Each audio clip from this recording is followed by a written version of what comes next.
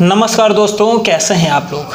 आपका स्वागत है आपके अपने YouTube चैनल JRF ट्यूबलाइट पर। चलिए, इस समय जो एक इम्पॉर्टेंट जजमेंट की सीरीज चल रही है, जो जितने भी इम्पॉर्टेंट जजमेंट्स हुए हैं उनकी एक सीरीज चल रही है, जिनके 2 वीडियो पिछले आ चुके हैं और उसका एक नया वीडियो जो तीसरा वीडियो है, ये बहुत इम्पॉर्टेंट वीडियो है, वो लेकर आया हूँ मैं।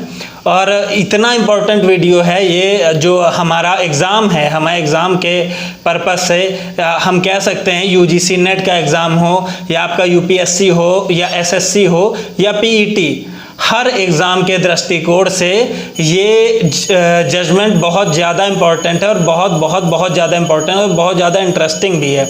इसको हम लोग ऐसे भी कह सकते हैं कि ये इंडिया का मोस्ट इम्पॉर्टेंट या सबसे ज़्यादा जाना जाने वाला, सबसे ज़्यादा जाना माना जजमेंट है। तो कौन सा जजमेंट है उसकी बात करते हैं हम लोग। आज हम लोग डिस्कस करते हैं Keshavananda Bharati versus state of Kerala 1973 की। तो क्या हुआ था इस जजमेंट में, क्या सीन था, इसकी हम लोग अभी विस्तृत चर्चा करेंगे। और आइए स्क्रीन पर आते हैं और इस पर हम लोग आगे की बात करते हैं। तो ये देखिए, Keshavananda Bharati versus state of Kerala. इसमें इसको जानने के लिए हमने इसको 3 पार्ट में डिवाइड किया है। एक रहा ये आपका बैकग्राउंड, एक है फैक्ट ऑफ केसेस और तीसरा हुआ कॉन्सिक्वेंस।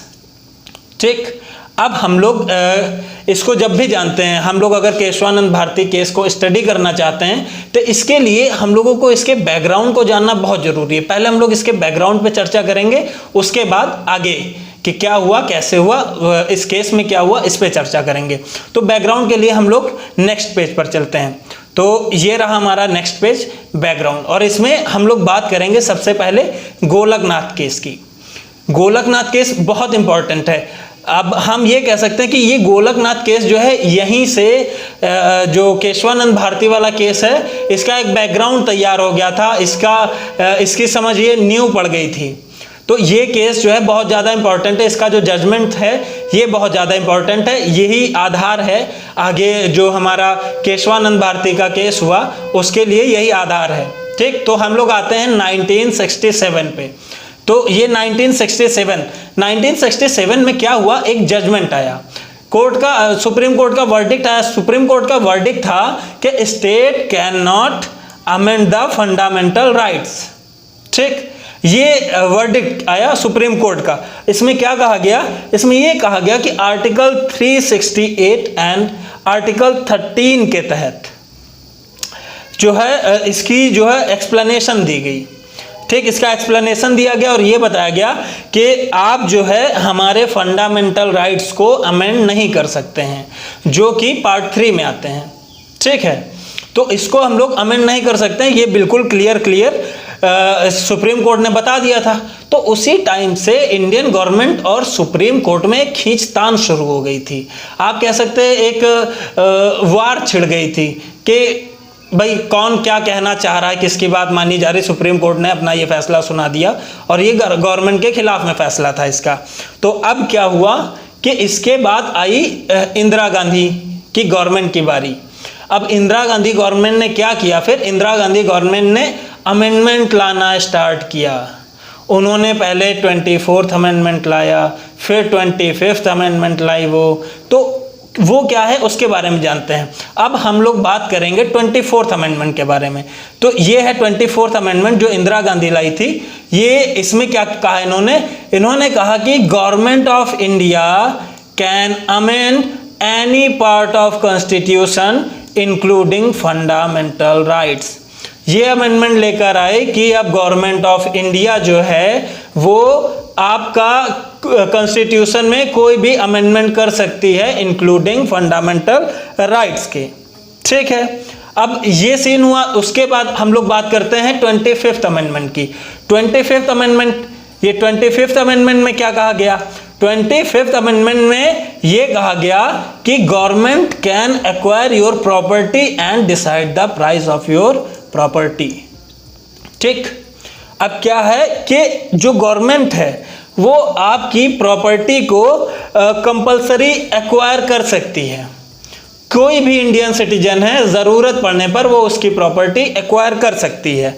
अब प्रॉपर्टी के बारे में आप जान लेते हैं थोड़ा सा कि जो हमारा फर्स्ट कॉन्स्टिट्यूशनल अमेंडमेंट हुआ था 1951 में, ये जो फर्स्ट कॉन्स्टिट्यूशनल अमेंडमेंट था 1951 में, इसमें क्या किया गया कि आपका जो राइट ऑफ प्रॉपर्टी है उस पर रेस्ट्रिक्शंस लगा दिए गए थे, कुछ रेस्ट्रिक्शन लगा दिए गए थे आपके राइट ऑफ प्रॉपर्टी में, जो कि आर्टिकल 31 में दिए गए थे। आर्टिकल 31 जो हमारे राइट ऑफ प्रॉपर्टी को एक्सप्लेन करता है, उसमें कुछ लिमिटेशंस लगा दी गई थी, कुछ रेस्ट्रिक्शंस लगा दिए गए थे। ठीक, अब सीन ये भी हो गया था कि जो प्रॉपर्टी है हमारी, जो इंडियन सिटीजन की प्रॉपर्टी, उसका प्राइस भी गवर्नमेंट डिसाइड करेगी, ये उसके हाथ में आ गया। ये अभी तक 25th अमेंडमेंट में ऐसा हुआ। और इसी बीच एक सीन और चल रहा था कि बैंकों का नेशनलाइजेशन हो रहा था। ठीक, यहीं पे बैंकों का नेशनलाइजेशन हुआ और ये एक बहुत बड़ा डिस्प्यूट का टॉपिक बन गया, जो कि सुप्रीम कोर्ट और इंडियन गवर्नमेंट के बीच में चल रहा था। ठीक, ये इसका बैकग्राउंड रहा। तो ये आप ये सीन समझिए कि पहले चल क्या रहा था, सिचुएशन क्या थी। उसके बाद जब हम लोग इनके केशवानंद भारती के केस पर आएंगे तो चीज़ें ज़्यादा कायदे से समझ में आएंगी। अब हम लोग बात करते हैं केशवानंद भारती जी के केस के बारे में। ठीक है, तो आते हैं हम लोग अगले पेज पर, और ये अगला पेज है, इसमें हम लोग फैक्ट्स पे बात करेंगे कि केशवानंद भारती जी का जो केस है उसके फैक्ट्स क्या थे। तो फैक्ट्स पे सबसे पहले हम लोग जानते हैं केशवानंद भारती जी के बारे में। केशवानंद भारती कौन थे? स्वामी H.H. श्री केशवानंद भारती, ये इनका पूरा नाम था, स्वामी H.H. श्री केशवानंद भारती। ये सीनियर हेड ऑफ एडनीर मठ ऑफ केरला थे। केरला के एडनीर मठ के ये मठाधीश थे। ठीक, वहाँ के सीनियर हेड थे, वहाँ के ये मठाधीश थे। अब इनके साथ जो है जो केस हुआ, जो केशवानंद भारती के जो जजमेंट आया है 1973 में, वो इन्हीं के साथ। अब ये क्या था इसके बारे में जानते। उस समय क्या हुआ कि केरला गवर्नमेंट ने एक एक्ट पास किया था। एक्ट क्या था? एक्ट था two state land reform act. क्या था? एक्ट था two state land reform act. ये अब इसमें क्या किया गया कि इसमें Kerala government attempted to control religiously owned property under two state land reforms act. Kerala government ने जो है ये two state land reform act जो था, इसके तहत जो रिलीजियस लैंड थी उसको भी अपने कब्जे में लेने की कोशिश की। क्या कोशिश की? अपने कब्जे में लेने की कोशिश की।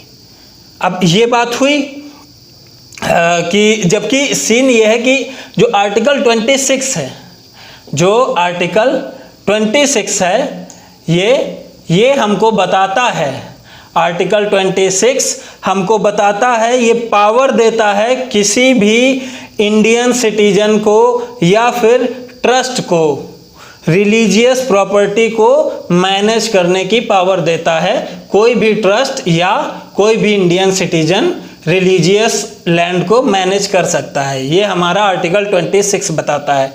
एग्जाम्पल के लिए जैसे कोई मंदिर है या कोई गुरुद्वारा है या इनकी जो लैंड है, इसको कोई ट्रस्ट या फिर कोई पर्टिकुलर कोई इंडियन सिटीजन मैनेज कर सकता है, ये हमारा राइट है आर्टिकल 26 के थ्रू।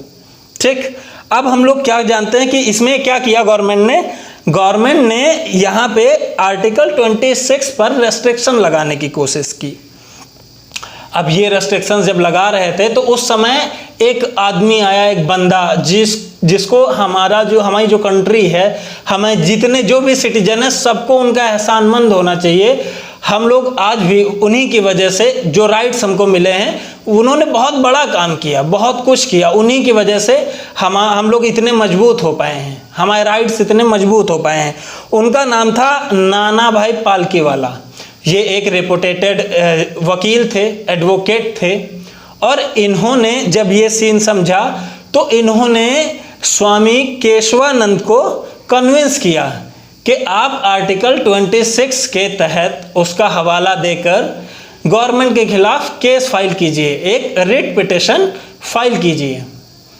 जिससे कि ये जो बात की गई है, जो ये आप चाह रहे हैं कि रिलीजियस लैंड है उसको एक्वायर करना चाह रही है जो गवर्नमेंट, वो ना हो पाए। ठीक, इन्होंने ये बात की।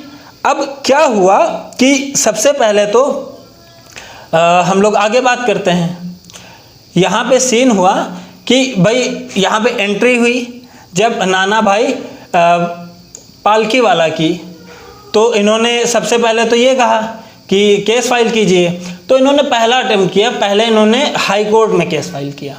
ठीक, इन्होंने रिट पिटीशन फाइल की हाई कोर्ट में, लेकिन जब वहाँ बात नहीं बनी उसके बाद ये लोग गए सुप्रीम कोर्ट। ये लोग सुप्रीम कोर्ट गए और वहाँ पे इन्होंने रिट पिटीशन फाइल की। वहाँ क्या हुआ, वहाँ पे टोटल 13 जजेस का एक पैनल बनाया गया, 13 जज अपॉइंट किए गए और इसकी सुनवाई अगले 68 दिनों तक चली। 68 दिनों तक इसकी हियरिंग होती रही, उसके बाद इसका जजमेंट आया। ठीक है, तो उसका जजमेंट क्या आया है, अब हम लोग उस पर बात करते हैं। ठीक, आइए देखते हैं जजमेंट क्या है। तो हम लोग जजमेंट पे बात करते हैं। तो 24 अप्रैल 1973 को जजमेंट आया। अब ये जजमेंट किसके पक्ष में था?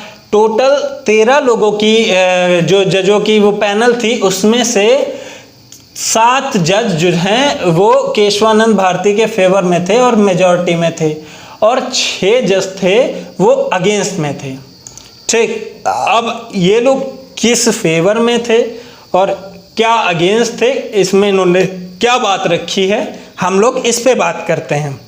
तो सबसे पहले क्या बात हुई कि इन्होंने कहा कि इन्होंने मतलब ऐसा केस हुआ कि इन्होंने ये कहा कि यहाँ एक जो फैसला आया, इसका जो सुप्रीम कोर्ट ने फैसला दिया, ये बिल्कुल चौंका देने वाला फैसला था। मेजॉरिटी थी, मेजॉरिटी का जो फैसला आया वो बहुत चौंका देने वाला फैसला था। इसने फैसला सुनाया अपने ही पुराने फैसले के उलट, एकदम उल्टा। गोलकनाथ केस में जो फैसला था सुप्रीम कोर्ट का, उसका बिल्कुल उल्टा फैसला सुनाया और सुप्रीम कोर्ट ने ये कहा कि parliament could amend any part of constitution. ठीक, इन्होंने कहा कि parliament can could amend any part of constitution, वो किसी भी पार्ट को अमेंड कर सकती है, एक्सेप्ट इन्होंने लेकिन एक बात और कही।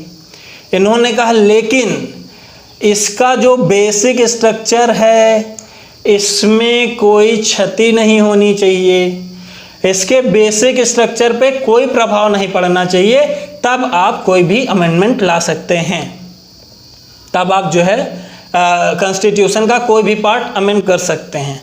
अब ये बहुत बड़ी बात थी, ये जो है क्या बोलते हैं, इसका जो बेसिक स्ट्रक्चर है इसने पूरी तरीके से हमारे हक में फैसला कर दिया, और ये इतना ज़्यादा इम्पॉर्टेंट हो गया। यहाँ पे आप ये समझ रहे होंगे कि बेसिक स्ट्रक्चर नहीं चेंज कर सकते, तो बेसिक स्ट्रक्चर होता क्या है? आपके दिमाग में सबसे पहले ये क्वेश्चन आ रहा होगा कि बेसिक स्ट्रक्चर क्या होता है। तो चलिए हम लोग जानते हैं बेसिक स्ट्रक्चर क्या होता है। What is basic structure? तो हम आपको एग्जाम्पल देकर बताते हैं बेसिक स्ट्रक्चर में कौन सी चीज़ें आती हैं। बेसिक स्ट्रक्चर में आपका आता है independent judiciary, parliamentary system, free and fair elections, supremacy of constitution और कैरेक्टर ऑफ कॉन्स्टिट्यूशन। ये आपका जो है बेसिक स्ट्रक्चर आता है। इन सब चीज़ों के साथ कोई छेड़छाड़ नहीं किया जा सकता है। इसी तरह ये जो बेसिक स्ट्रक्चर है, इसको अगर आपने छेड़ दिया तो समझिए कि बहुत इंपॉर्टेंट चीज़ है, ये इसकी जान है, जान बसती है। हमारे कॉन्स्टिट्यूशन की इसके बेसिक स्ट्रक्चर में जान बसती है और इसे कतई छेड़ नहीं सकते। इसे छेड़ने का मतलब है आपने संविधान के साथ बहुत बुरी छेड़छाड़ की। ठीक, अब हम लोग आगे आते हैं कि इससे क्या इफेक्ट पड़ा। देखिए, इससे फ़ायदा बहुत सारे हुए हैं। बेसिक स्ट्रक्चर जो चेंज नहीं कर सकते थे, ये जो जजमेंट आया, इससे बेसिकली हमारे पास बहुत सारे बेनिफिट्स हुए हैं। इसमें हमारा अपना मतलब जो इंडियन सिटीजन्स हैं, इनका कितना बड़ा बेनिफिट हो गया, जिसकी वजह से ये लोग एहसानमंद रहेंगे हमेशा से इस केस के। इनका बेनिफिट ये हुआ, यहाँ पे ये एक्सप्लेन किया गया कि अब हमारे फंडामेंटल राइट्स के साथ कोई छेड़छाड़ नहीं हो सकती। ठीक, हमारे जो फंडामेंटल राइट्स हैं उनको अमेंड नहीं किया जा सकता। हमारे जो टोटल, हमारे कितने फंडामेंटल राइट्स हैं ये आप सब जानते हैं। हमारे जो 16 फंडामेंटल राइट्स हैं उनके साथ कोई छेड़छाड़ नहीं हो सकती, उनका अमेंडमेंट नहीं हो सकता। जैसे कि हमारा जो राइट टू एक्सप्रेस योरसेल्फ है, और क्या बोलते हैं, राइट टू पर्सनल लाइबिलिटी है, राइट टू कॉन्स्टिट्यूशन रेमेडीज़ है, right to freedom of religion है, और राइट अगेंस्ट एक्सप्लॉयटेशन है। इस तरह के जितने भी हमारे राइट्स हैं, फंडामेंटल राइट्स हैं, उनके साथ कोई छेड़छाड़ नहीं हो सकती। तो भाई ये केस था, लेकिन मेरे दोस्त केस अभी बाकी है, अभी इसमें और भी पहलू हैं, अभी यहीं पे सस्पेंस क्रिएट होता है, कुछ और नई चीज़ें आने वाली हैं। इसके बाद क्या हुआ, सरकार क्या ऐसे ही चुप बैठ जाएगी इतना कुछ होने के बावजूद? और वो भी गवर्नमेंट थी उस समय इंदिरा गांधी की। तो अब आगे क्या हुआ उस पर हम लोग बात करते हैं। इस कोर्ट में जो है, इसी केस में सुप्रीम कोर्ट ने ये भी कहा, क्या कहा, कि जो प्रीएम्बल है ये कॉन्स्टिट्यूशन का इंटीग्रल पार्ट है। इसमें हमें ये बताया गया कि जो प्रीएम्बल है वो कॉन्स्टिट्यूशन का इंटीग्रल पार्ट है। प्रीएम्बल को इसी क्या बोलते हैं, केस में ये क्लियर किया गया। जो इसके पहले, इस केस के पहले जो है, जो हमारी प्रीएम्बल थी, ये इसका कोई पार्ट नहीं थी, कॉन्स्टिट्यूशन का पार्ट नहीं थी, इसको पार्ट बना दिया गया इसी में। और फिर क्या था कि इंदिरा गांधी की भाई गवर्नमेंट थी, वो चुप कहाँ बैठने वाली, उन्होंने उस टाइम पे कुछ अमेंडमेंट्स किए थे। जो अमेंडमेंट्स थे, अमेंडमेंट नंबर 39 एंड 41। अब इसमें इन्होंने क्या कहा था भाई, ये देखिए, ये सबसे ज़्यादा समझने वाली बात जो है कि इन्होंने क्या कहा, जिस पे हम लोग वास्तव में चर्चा करेंगे।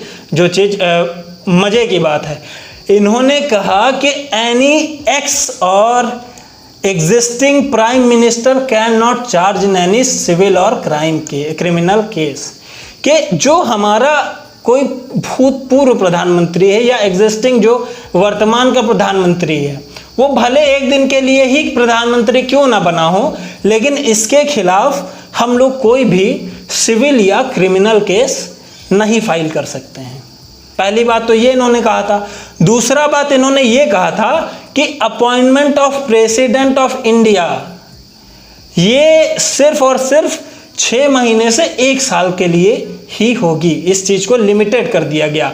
कहा कि अब से, इसके आगे से, इन फ्यूचर हमेशा के लिए ये हो गया कि appointment of president of India जो है वो 6 महीने से 1 साल के लिए फिक्स कर दिया गया।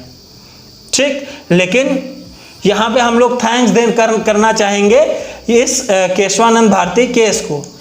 Thanks to Keshavananda Bharati case, इस केस की वजह से इनकी ये बात जो कहीं भी लागू नहीं हो पाई। और अगर एक्स प्राइम मिनिस्टर हो या एग्जिस्टिंग प्राइम मिनिस्टर हो, उसके ऊपर अगर कोई जुर्म साबित होता है, कोई वो गलत काम करता है, तो उसके ऊपर भाई क्रिमिनल चार्जेस लगेंगे, उसके ऊपर सिविल चार्जेस लगेंगे, हर तरह का केस फाइल हो सकता है। इसके बाद क्या हुआ कि इन्होंने क्या किया, इसके बाद इन्होंने एक और गेम खेला। ये यहाँ भी नहीं रुकी, इनके पास अभी इनका दिमाग घूमता रहा, कहा नहीं ऐसे नहीं चलेगा। ये और आगे बढ़ी एक कदम, और जो पैनल थी 13 जजेस की, उसमें जो 6 जज गवर्नमेंट के सपोर्ट में थे, उनमें से एक थे जस्टिस रे, और इन्होंने जस्टिस रे को chief justice of India appoint कर दिया। क्या किया इन्होंने, जस्टिस रे को chief justice of India appoint कर दिया। ठीक, अब इनको chief justice of India appoint कर दिया, बिना किसी सीनियरिटी को ध्यान में देते हुए, सीनियरिटी को किनारे रखकर, अपनी तानाशाही दिखाते हुए इन्होंने जो है जस्टिस रे को CJI बना दिया, चीफ जस्टिस ऑफ इंडिया। अब क्यों बनाया, इसके बाद इन्होंने उनसे ये जो फाइल था, जो केस था, इसको रीओपन करवाया 1975 में। ये आप देख रहे हैं ना, 1975 में केशवानंद भारती का जो केस था, इसका रिव्यू करवाया। उन्होंने इनसे कहा कि इसका रिव्यू कीजिए, लेकिन हम लोगों के लिए फिर से एक आदमी सामने आया जो पिछली बार आया था। नाना भाई फिर से सामने आए और उन्होंने सुप्रीम कोर्ट के पास गए। उन्होंने उन्हें कन्विंस किया कि इस केस को रीओपन ना किया जाए, जो जजमेंट था उसको ज्यों का त्यों रखा जाए, और यही हमारे देश की भले के लिए ज़रूरी है। और इन्होंने जो है सुप्रीम कोर्ट को कन्विंस कर लिया इस चीज़ के लिए, और जो जजमेंट आया था केशवानंद भारती का वो वैसा का वैसा बरकरार रहा। तो ये था पूरा केस। अब आशा करता हूँ इसको सुनने के बाद, इसको समझने के बाद आपके पास कोई सवाल नहीं बचा होगा, आपको एक एक चीज़ बिल्कुल क्लियर हो गई होगी। और अगर अभी भी आपको कोई डाउट है या आपको इससे रिलेटेड कोई क्वेश्चन करना है तो आप कमेंट बॉक्स में हमसे क्वेश्चन कर सकते हैं। आप कमेंट बॉक्स में ये भी बता सकते हैं कि हम लोग अगला किस केस पर वीडियो बनाएं, कौन से जजमेंट के बारे में आप जानना चाहते हैं, किस चीज़ पर आप वीडियो देखना चाहते हैं। मैं आशा करता हूं कि मेरे इस लेक्चर से आपको बहुत ज़्यादा हेल्प मिली होगी, और अगर आपको वास्तव में इससे कोई हेल्प मिली है तो प्लीज़ इस चैनल को सब्सक्राइब कीजिए, इस वीडियो को लाइक कीजिए और इस चैनल को शेयर कीजिए, जिससे हमारा हौसला बढ़ता रहे और हम लोग आपके लिए और अच्छे वीडियोज़ लाते रहें, आपके लिए और अच्छे लेक्चर्स लाते रहें और ज़्यादा मेहनत करते रहें। ठीक है, मिलते हैं इसी के साथ आपके साथ नए वीडियो में। ठीक है, शुक्रिया, जय हिंद।